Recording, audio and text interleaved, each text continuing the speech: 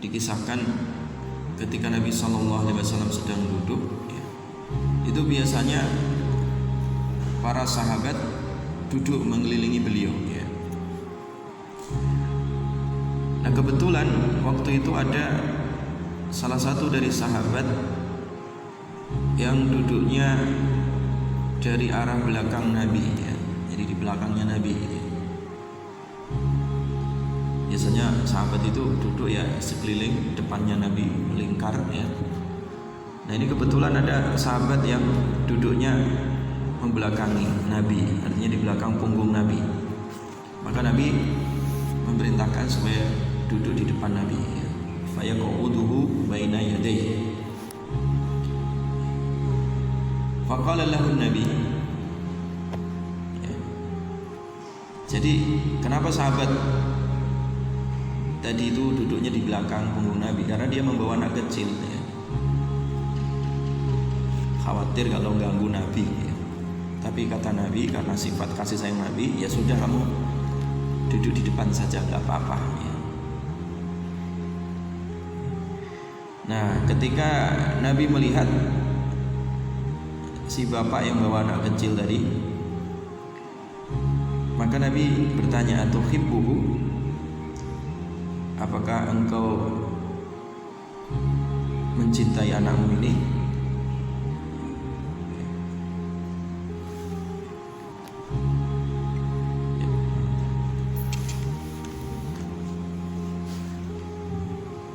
Maka dijawab, iya, ya. Kami mencintainya sebagaimana mencintaimu ya Rasulullah. Itu bentuk kasih sayang Nabi SAW. Jadi memang seperti itu Nabi, ya. Ketika melihat orang bawa anak kecil senang, ya Nabi juga ikut senang, ya. Tapi suatu ketika si bapak yang biasa bawa anak kecil itu nggak hadir, ya. Dan seperti biasa Nabi itu suka bertanya, kemana si fulan kok nggak hadir, ya. Kata sahabat yang lain, meninggal ya Rasulullah, anaknya meninggal, kena musibah, anaknya kena musibah, ya. Jadi kena musibah itu dia sedih, ya, berkepanjangan, sehingga tidak mau hadir ke majelis ini, ya. Artinya dia di rumah masih belasungkawa anaknya yang baru saja meninggal, ya. Maka Nabi SAW, ya, mendatangi, ya, takziah, ya, mendatangi sahabat tadi, ya, yang kehilangan anaknya.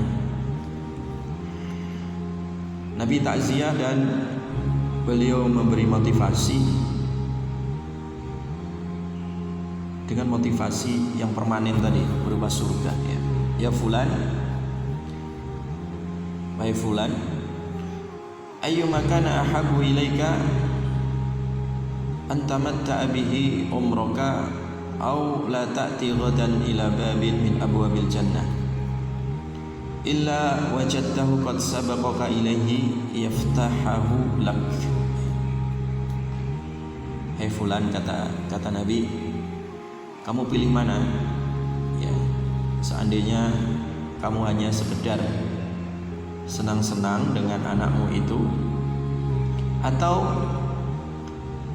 anakmu itu besok pada hari kiamat mendahuluimu dalam rangka membukakan surga untukmu, mana yang kamu suka, ya? Sekedar senang-senang dengan anakmu di dunia ini, ataukah anakmu mendahuluimu, membukakanmu pintu untukmu di surga? Qala ya Nabi Allah, bal yasbiquni ila babil jannah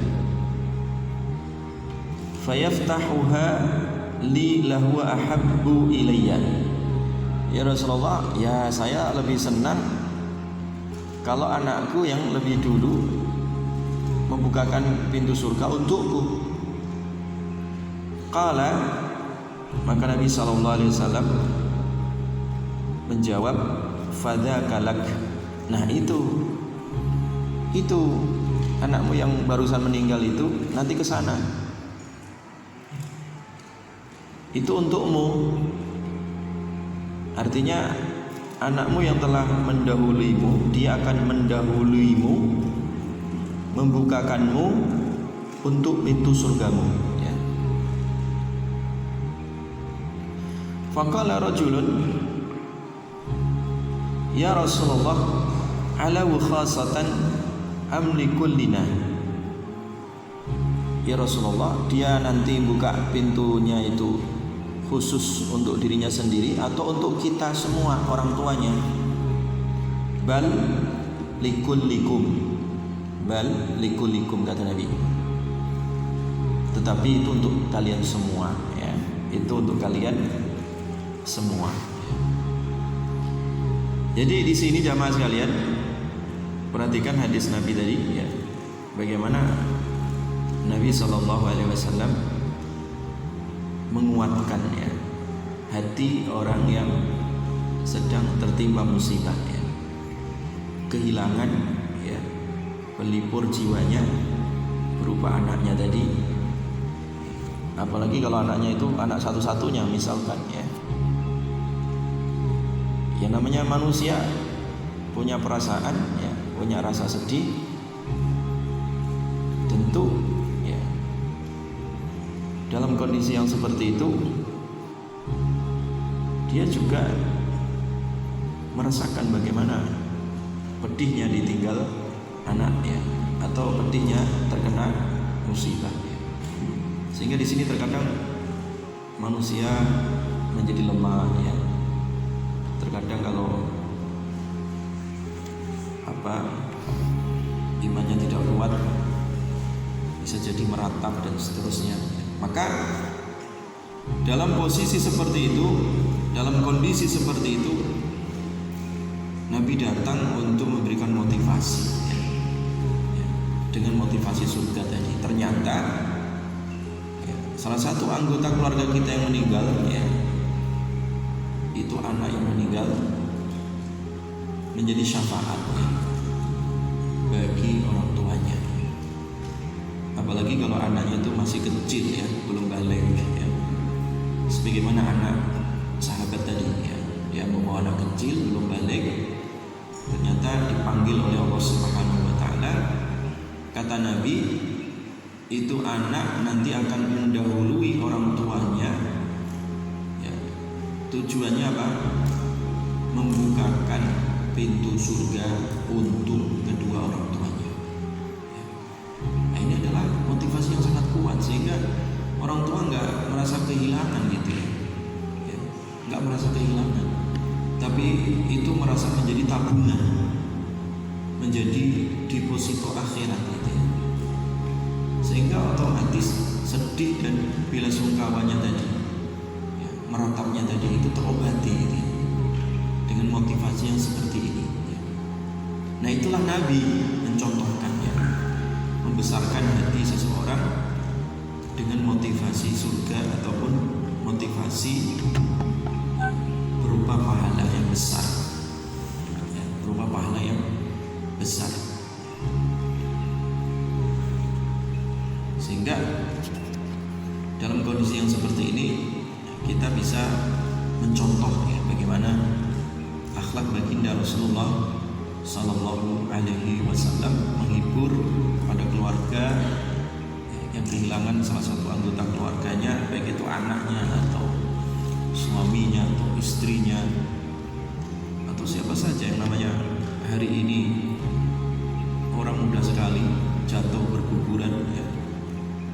Sehari kadang-kadang 40 orang, 50 orang, ya. Sampai pemakaman di Jakarta itu penuh, ya. Tenaga medis kewalahan, ya, menghadapi musibah pandemi yang seperti ini, ya. Itu berat sekali itu. Apalagi stigma negatif ataupun antipati dari sebagian masyarakat ini bertambah berat lagi ya. Jadi orang sudah kena musibah, terkena stigma negatif dan seterusnya, ini berat di atas berat ya. Makanya sikap ataupun akhlak ya, yang seharusnya dilakukan oleh seorang muslim adalah apa yang dicontohkan oleh Nabi tadi. Kepada sahibul musibah, orang-orang yang terkena bala ataupun terkena ujian tadi, kita membesarkan hatinya, menghiburnya ya. Bukan malah dengan antipati atau kita pura-pura tidak tahu atau tidak peduli, tidak simpati ataupun empati ya. Tidak seperti itu ya. Nabi langsung terjun ya, turun tangan ya, didatengin itu ya. Duduk ya, berbicara dari hati ke hati ya. Menghibur, takziah, memberikan motivasi,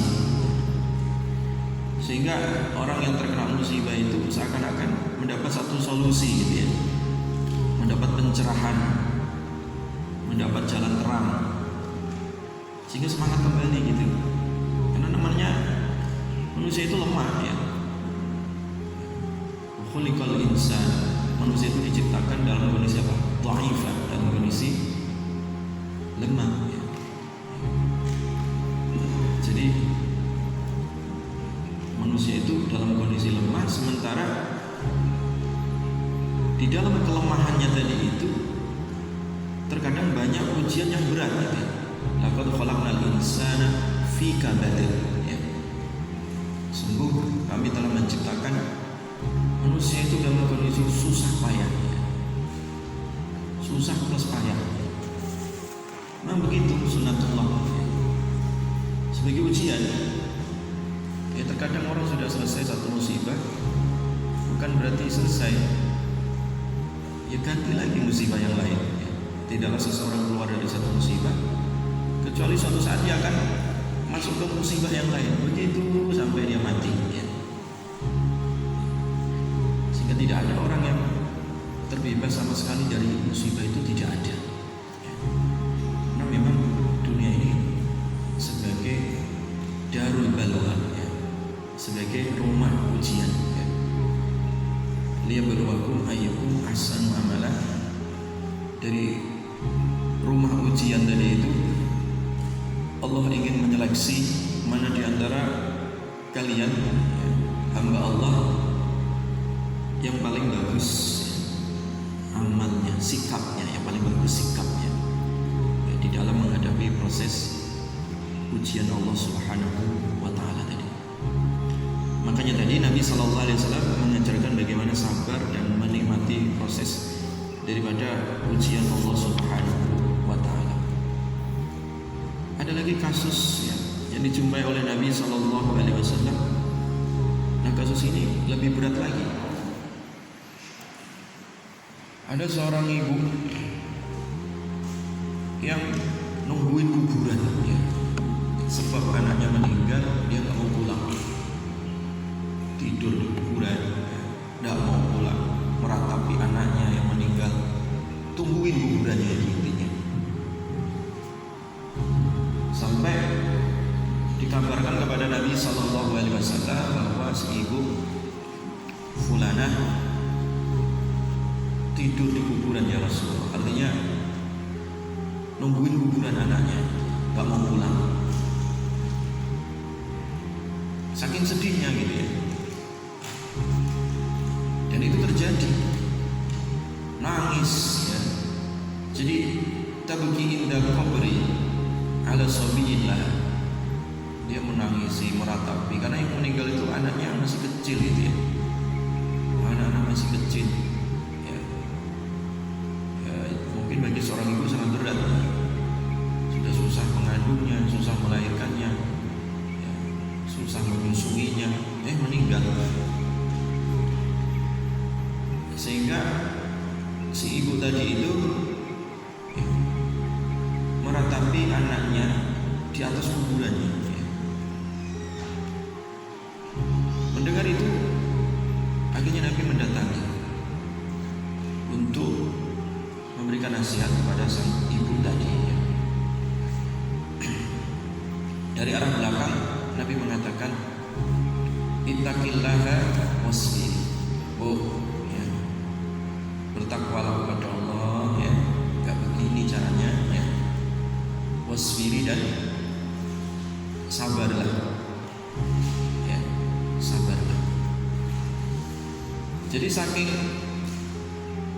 meratapnya sang ibu tadi, nangis gak karu-karuan, gak sadar kalau orang yang di belakangnya yang barusan menegurnya, memberikan nasihat, itu adalah Rasulullah. Dia nggak sadar kalau itu Rasulullah. Sehingga ibu ini marah-marah. Ya. Ilaika anni, fa innaka lam tusib bi musibati wa lam ta'rif. Kamu menjauh. Kamu tidak tahu apa yang aku rasakan sebagai seorang ibu. Kamu belum merasakan, belum tahu apa yang aku rasakan.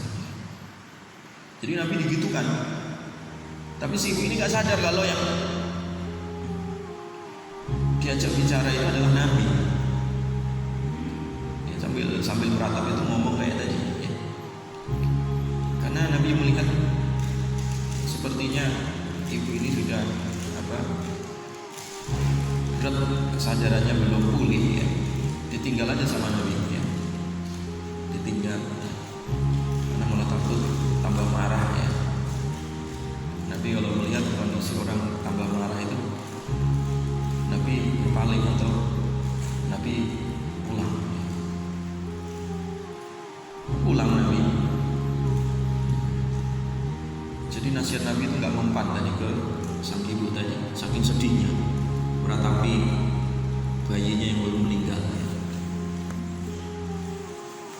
Faqila laha, kemudian datang lagi sahabat yang lain mengingatkan, Bu, innahun Nabi sallallahu alaihi wasallam. Ibu sadar nggak tadi itu? Itu tadi Nabi. Itu Nabi, Bu. Si ibu ini baru nyadar, oh itu tadi Nabi yang saya marahi. Iya itu Nabi, innahun Nabi sallallahu alaihi wasallam. Akhirnya baru nyadar si ibu itu, akhirnya bangkit dari kuburan tadi. Fa'atat baban Nabi sallallahu alaihi wasallam. Kayaknya disusul, ya, sampai ke pintu rumah Nabi. Dan ibu ini minta maaf. Ya Rasulullah, minta maaf. Lam a'rifka, saya tadi nggak tahu, nggak sadar kalau yang negur saya itu engkau ya Rasulullah, mohon maaf saya. Ya. Faqala, maka Nabi sallallahu alaihi wasallam beliau memberi nasihat, Bu, innamas sabru indas sadamatil ula. Sesungguhnya sabar itu adalah ketika hentakan pertama, ya. Ketika hentakan pertama, di saat orang mendapati musibah, ya. Jadi sebenarnya sabar itu adalah sikap, ya. Atau sabar itu adalah bagaimana ketahanan seseorang, ya, di saat hentakan pertama datangnya suatu musibah. Anakmu mati, saudaramu kecelakaan, kamu setelah dicek di swab kena COVID-19, positif kamu. Nah, dalam pesan pertama saat datangnya musibah, hentakan pertama itu, kemudian kok kita bisa tahan gitu. Nah, itulah sabar kata Nabi. Jadi sabar itu adalah saat hentakan pertama, di mana musibah itu datang. Indah sodamatil ula. Makanya ketika saat pertama musibah datang, entah melalui kabar yang kita terima, ya kan, atau kita mengalami musibah itu sendiri, ya kan? Atau musibah itu ya, datang dengan tiba-tiba misalkan, yang tidak kita sadari ya. Ya, terkadang ini saat-saat sekarang ini kan orang nggak tahu juga ya,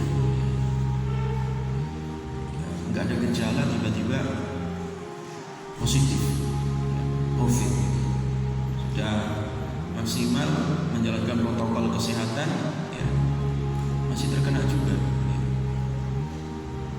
Dan banyak kasusnya ya, termasuk wali kota kita di Bogor ini, kabarnya juga baru kemarin dapat WA rektor IPB juga positif dan seterusnya. Banyak lah sekarang orang tidak disadari ya, ya. Tiba-tiba begitu ya. Jadi nah dalam kondisi seperti itu ya, saya dengar cerita dari Pak Bima Arya, orang langsung ngedrop biasanya ya. Ya. Jadi berat gitu. Nah, sodamatil ula, hentakan pertama itulah sebenarnya itu sikap ya, sikap kesabaran itu harus aktif berperan andil di dalam mensikapi datangnya musibah. Makanya kata-kata yang paling kuat adalah innalillahi wa inna ilaihi raji'un ya.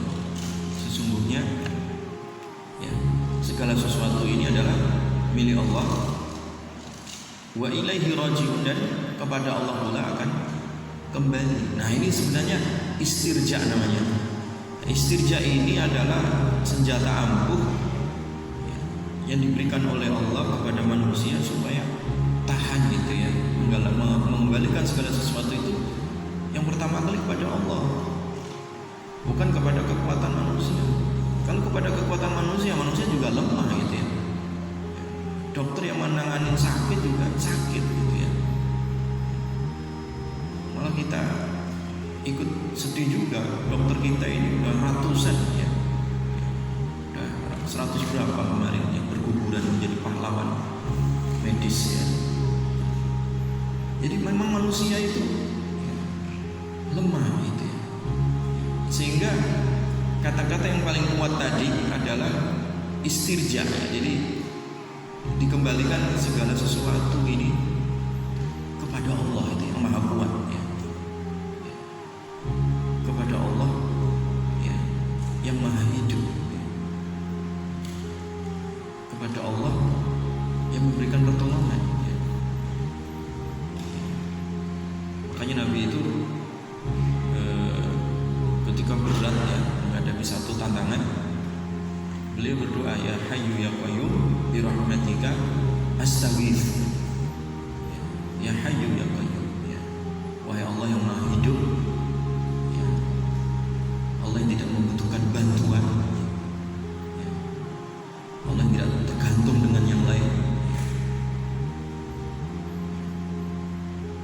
Dengan rahmat-Mu ya Allah aku minta tolong. Nah ini ketika Nabi SAW, Nabi juga manusia ya. Nabi juga manusia merasakan sesuatu yang berat ya. Merasakan sesuatu datangnya musibah juga. Maka di saat kondisi yang pelik seperti itu, Nabi mengatakan, ya Hayyu ya Qayyum bi rahmatika astaghits. Ya Allah yang maha hidup ya. Ya Allah yang memiliki kekuatan yang tidak butuh dari kekuatan yang lain, berdiri sendiri, tidak bergantung dengan kekuatan yang lain ya. Allah maha kuat. Nah kita kembalikan tadi ya, kehidupan kita, masalah kita semua dari itu kepada Allah. Dengan rahmat-Mu ya Allah kami minta tolong. Jadi karena memang Allah saja yang mampu menyelesaikan masalah ini ya. Menyelesaikan masalah ini hanya Allah Subhanahu wa ta'ala. Makanya tadi Nabi SAW mengembalikan tadi kasus sang ibu tadi itu yang begitu berat ya. Kemudian Nabi memberikan motivasi, mengembalikan dengan kesabaran ketika hentakan pertama, dan itu semua disandarkan kepada Allah Subhanahu wa ta'ala.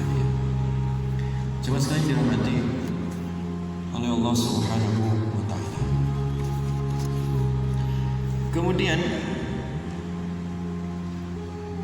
hadis yang berikutnya diriwayatkan dari Aisyah radhiyallahu anha. Nabi sallallahu alaihi wasallam bersabda, "Ma min musibatin tusibul muslim illa kaffarallahu biha anhu hatta syauqah yushaquha."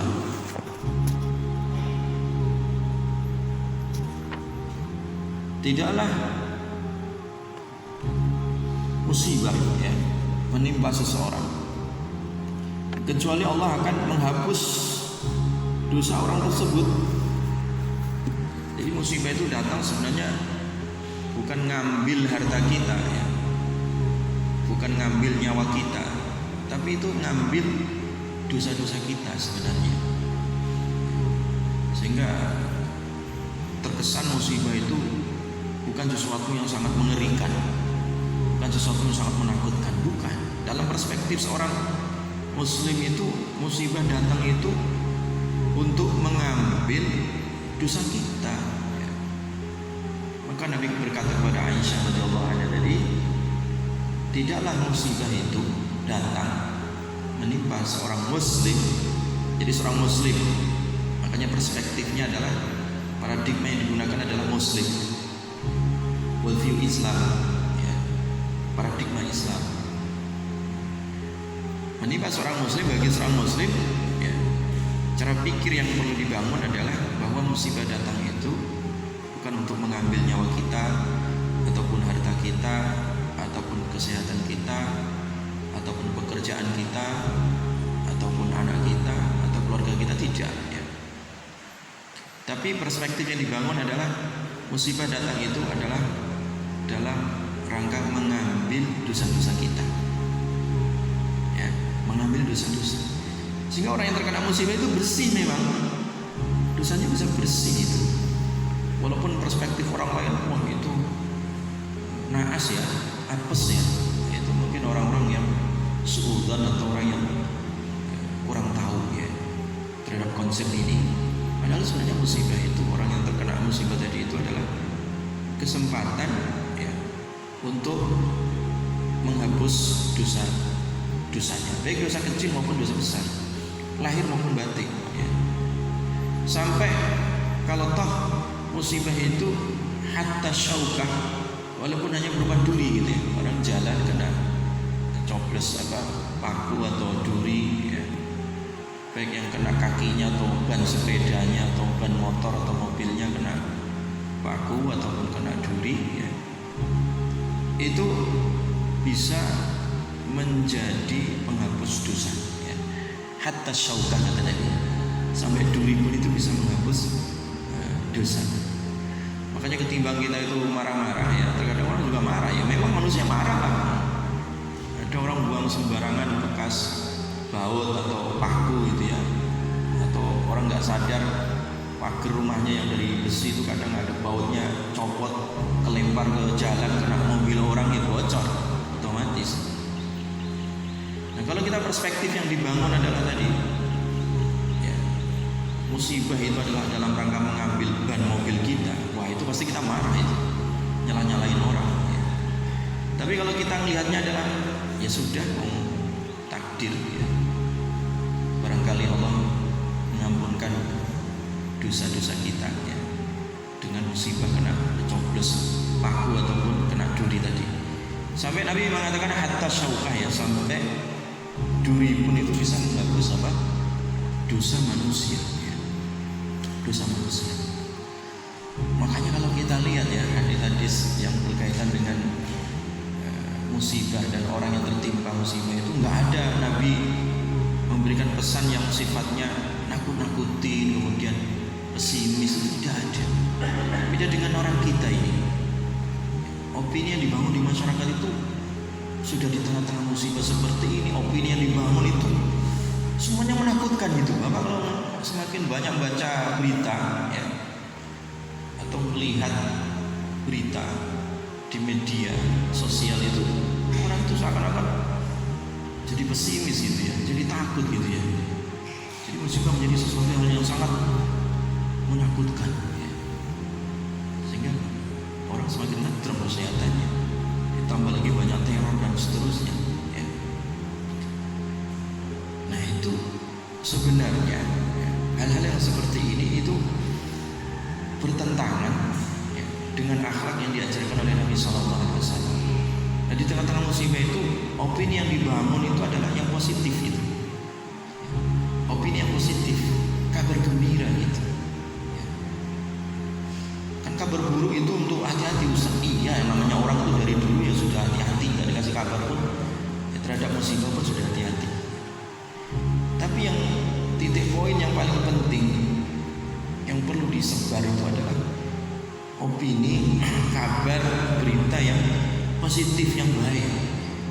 Karena setiap kali Nabi mendengar orang yang terkena musibah tadi itu, tidak langsung malah membumbui musibah menjadi sesuatu yang sangat menakutkan, tidak, sama sekali tidak pernah itu ya. Tapi Nabi selalu ya, menghadirkan opini positif ya, menghadirkan kabar gembira. Ada seorang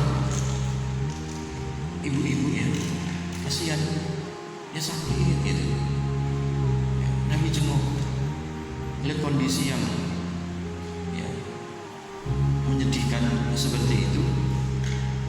Nabi tidak mengatakan waduh, tidak mengatakan waduh kemudian malah menjadi bumbu sedih atau malah menambah pesimis pasien ataupun orang yang sedang sakit.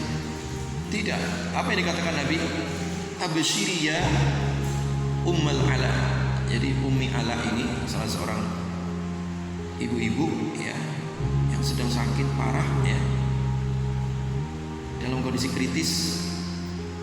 Nabi mengatakan absyiri, kabar gembira, bahagialah ya, senanglah wahai Ummu Ala, Ummi Ala ya. Fa inna maradul muslim, sesungguhnya ya, sakitnya orang Islam itu yudhibullahu bihi khatayahu ya, penyakitnya tadi itu ya, dengan izin Allah ya, malah menghilangkan atau menghabiskan dosa-dosanya. Kama tadhabun nar khabatsaz zahab, sebagaimana api itu bisa menghilangkan keraknya emas. Jadi emas itu supaya murni 24 karat, supaya memang betul-betul murni, terpisah dari logam-logam yang lain, kan perlu dipanasin itu ya. Nah api itulah yang mampu memisahkan antara emas dengan logam-logam yang lain atau benda-benda yang lain yang bukan emas. Seperti itu sakit itu, seperti itu ya, seperti api yang bisa memurnikan emas dari logam-logam yang lain supaya murni, supaya dosanya bersih, murni tadi 24 karat tadi ya. Absyiri ya. Jadi itu yang dibangun oleh Nabi SAW. Makanya salah satu doa kalau kita jenguk orang kena musibah itu,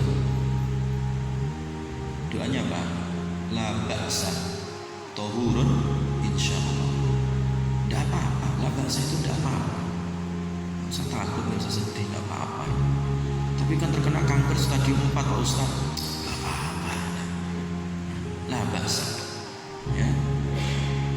Kalau orang melihat zat atau zatnya sakit itu sendiri mengerikan, udah kanker stadium 4, sudah terapi sana terapi sini, sudah lewat medis, sudah lewat alternatif ya, semua udah dicoba, hartanya sudah habis, membutuhkan biaya yang membengkak besar biayanya ya, dana sudah tipis. Tetap kita tidak boleh mengatakan pesimis tadi, tetap katakan apa yang dikatakan oleh Nabi, la ba'sa tahurun insyaallah ya, tidak apa-apa ya, insyaallah suci. Insyaallah apa? Suci. Suci dari mana? Dari dosa tadi, dengan datangnya penyakit atau musibah tadi. Ditambah lagi doakan Allahumma syfi ya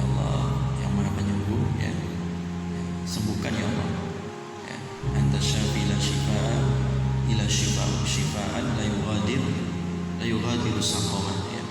Ya Allah Maha penyembuh, sembuhkan.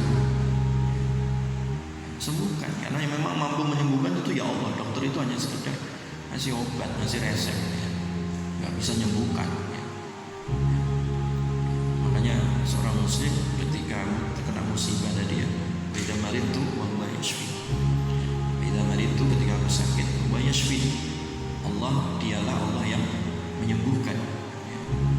Begitu ya. Maka doa Nabi, ya Allah Maha penyembuh, sembuhkan. Dengan sembuh yang tidak meninggalkan sakit ya. Karena ada juga orang sembuh dari satu penyakit pindah ke penyakit yang lain ya.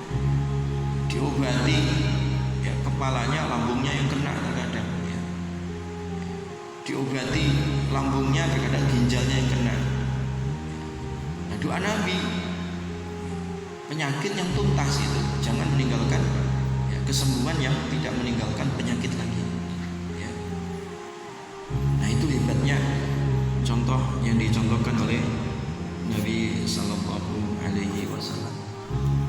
Barangkali itu jamaah sekalian, sudah mendekati jam 6 ya. Apa yang saya sampaikan sebenarnya masih banyak ya, cuman hadis-hadis tadi saya kira sudah mewakili ya, pesan, contoh dan keteladanan dari baginda Rasulullah Sallallahu Alaihi Wasallam.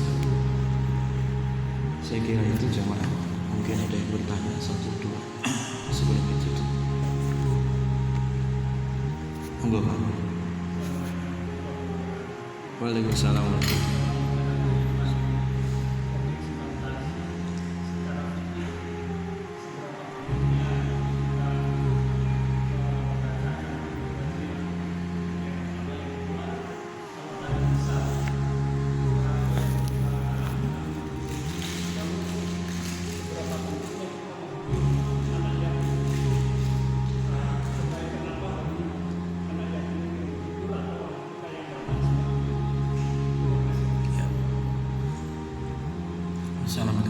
Ada dua pertanyaan. Pertama tentang kunut nazilah.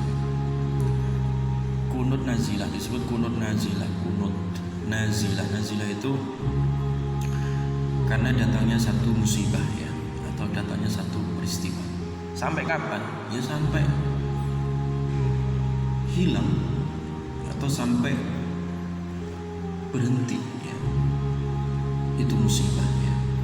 Makanya kunut nazilah itu tidak ada batasan ya. Tidak ada batasan sampai kapan. Batasannya adalah sampai hilang ya, atau sampai berhenti ya, atau minimal sampai berkurang. Nah gitu. Sehingga tidak dibatasi berapa hari ataupun berapa waktu, tidak ya. Nah disinilah Nabi SAW juga mengajarkan kunut nazilah kepada setiap muslim ya, kepada muslimun ya, orang-orang Islam, supaya apa? Kita menghadapi suatu cobaan atau musibah atau pandemi itu ya, tidak hanya sekedar ikhtiar yang sifatnya medis saja, tapi juga memang ikhtiar yang sifatnya adalah hablum minallah ya, mengeratkan kembali hubungan kita kepada Allah Subhanahu wa taala, karena memang hanya Allah tadi ya, yang mampu mengangkat ya, dari bala ya, ataupun dari pandemi ini. Makanya kunut nazilah itu adalah salah satu sarana ya, salah satu sarana, salah satu upaya ya, upaya syar'i, upaya batin ya, upaya vertikal kita ya, dalam rangka mendapatkan pertolongan Allah Subhanahu wa taala. Sebenarnya tidak hanya sekedar kunut nazilah saja. Seharusnya kita sebagai seorang pemimpin misalkan tidak hanya sekedar menghimbau masyarakat supaya disiplin terhadap protokol kesehatan. Iya, ini penting. Itu ikhtiar medis, ikhtiar lahiriah. Tapi harusnya pemimpin itu lebih kepada tadi mengajak masyarakat ya, supaya mendekatkan diri kepada Allah Subhanahu wa taala, melakukan ikhtiar-ikhtiar yang sifatnya ibadah, ikhtiar-ikhtiar yang sifatnya batiniah ya, ikhtiar-ikhtiar yang sifatnya vertikal tadi ya, dengan taubat ya, dengan banyak sedekah, dengan banyak beramal soleh ya, dengan banyak istighfar ya, itu yang bisa efektif sebenarnya ya. Ini cara dilakukan ya. Sebagai Menteri Kesehatan misalkan, ajak masyarakat supaya banyak bertobat ya, ajak masyarakat supaya banyak istighfar, ajak pada masyarakat ya, supaya melakukan qunut nazilah dan seterusnya. Itu sebenarnya yang harus dilakukan, ikhtiar-ikhtiar ini ya, ikhtiar-ikhtiar yang vertikal tadi itu sebenarnya lebih efektif ya.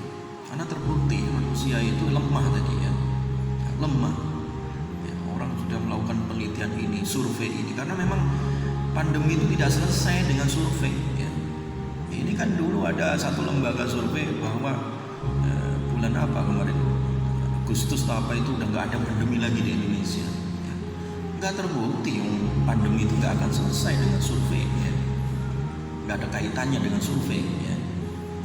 Jadi makanya ikhtiar yang langsung vertikal tadi itulah itu yang sebenarnya lebih ditekankan oleh Nabi Sallallahu Alaihi Wasallam ya. Saya yakin kalau semua masyarakat Indonesia kembali kepada Allah Subhanahu Wa Taala dan dunia seluruhnya ya, selesai ya. Masalahnya manusia itu kan sulit diatur ya. Manusia itu kan ya, banyak kufurnya kepada Allah Subhanahu Wa Taala. Nah yang kedua, kalau yang kehilangan tadi itu orang tuanya Ustaz ya, sehingga jadi anak yatim ya, hiburan kita kepada anak yatim, amal yatima fala taqhar ya, kita kepada anak yatim ya jangan suka menghardik atau suka membentak ya. Maka disinilah setiap muslim punya kewajiban menanggung ya, peduli terhadap lingkungan ya, khususnya kalau di situ ada anak yatim,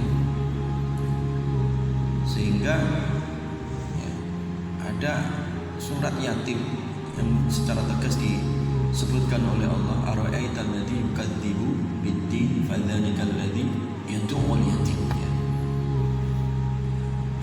Surat yatim ini berkaitan dengan anak yatim ini ya, surat Al-Maun ya, itu tegas siapa orang yang mendustakan agama itu ya, orang yang nggak peduli anak yatim. Artinya anak yatim itu tanggung jawab kita semua gitu.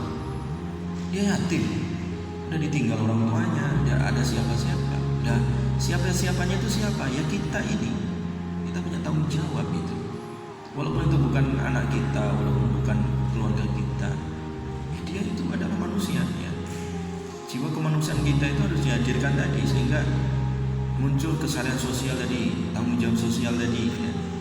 Kita semua punya tanggung jawab untuk menghibur, untuk mengentaskan anak yatim ini supaya mandiri, anak yatim ini supaya punya pendidikan, anak yatim ini supaya baik agamanya ya, supaya baik nutrisinya. Itu tanggung jawab kita semua ya. Itu cara kita ya. Nah, adapun secara langsung kita memberikan beasiswa, memberikan makan kepada mereka, pakaian, tempat yang layak. Maka Nabi kalau bersikap dengan anak yatim itu, ada orang datang keras hatinya, ya Rasulullah, hati saya keras. Kata Nabi, insah ra'sal yatim, kamu usap kepala anak yatim. Jadi disuruh usap anak yatim. Makanya kalau ketemu anak yatim usap kepalanya, itu senang, untuk kasih sayang itu. Jadi kayak anaknya sendiri itu ya. Jadi bukan anak orang lain, diusap kepalanya. Insah ra'sal yatim, usap kepala anak yatim itu, kamu akan lembut hatimu kan.